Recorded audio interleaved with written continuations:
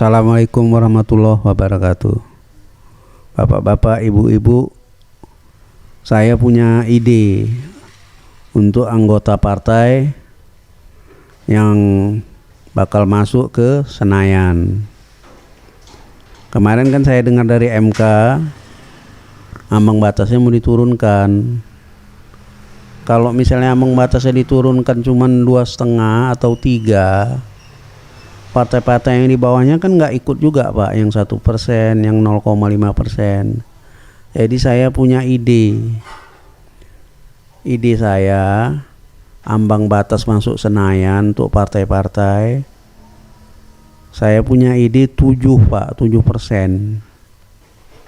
Nah itu terserah lah, mau 7, mau 6, mau 8% itu terserah. Tapi saya mengambil 7 yang idealnya. Jadi kalau 7% umpama partai P3 hanya 4%.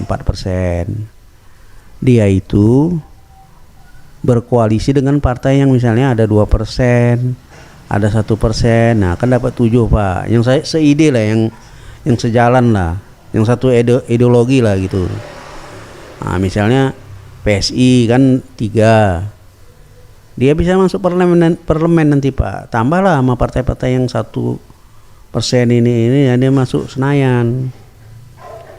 Bisa juga kalau menurut saya 1% ke atas Pak. Tapi bisa juga 0,5 ke atas bisa Pak. Itu nanti di apain aja lah Pak, didiskusikan. Nah, jadi kalau sudah dapat, tapi kalau partai yang sudah 8% ke atas, yang 7,5% ke atas nggak boleh lagi Pak gabung dengan partai-partai yang di bawah. Nah, jadi yang pokoknya yang di bawah 7% lah kalau menurut saya. Kalaupun misal 8% kita ambil kan ambang batasnya yang 8% ke bawah tuh boleh ini. Nah, jadi gini Pak, kalau udah dapat 7%, partai-partai itu nanti bisa mencalonkan presiden, wakil presiden sendiri. Nah,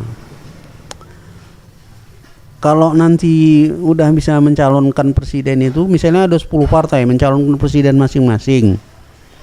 Nanti presiden yang kan misalnya 10 itu kalau yang sekarang ini kan 50+1. Nah, nanti gitu bisa juga 50+1, jadi cuma sekali putaran aja. Atau kalau bapak-bapak ini diturunkan nggak bisa. Entah 40% plus 1, entah ini, nah itu terserah lah. Itu nanti dibincangkan lah.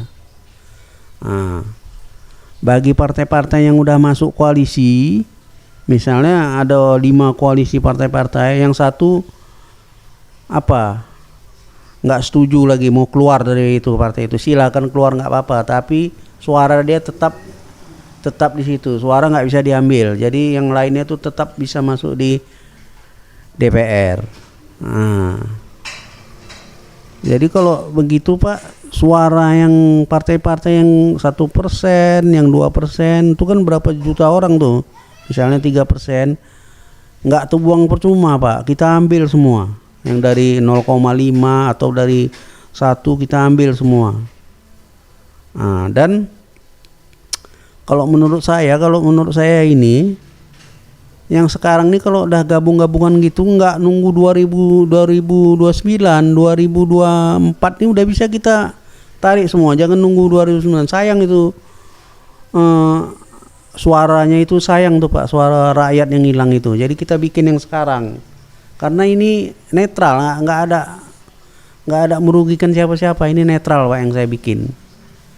Nah, jadi kalau misalnya lah partai PSI 3, tambahlah yang satu-satunya, nanti di parlemen namanya tuh nama PSI dan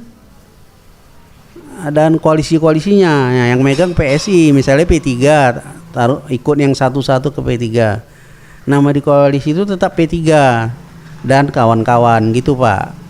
Jadi kalau ide ini bisa dicapai di ini, mudah-mudahan tercapai lah Pak ya.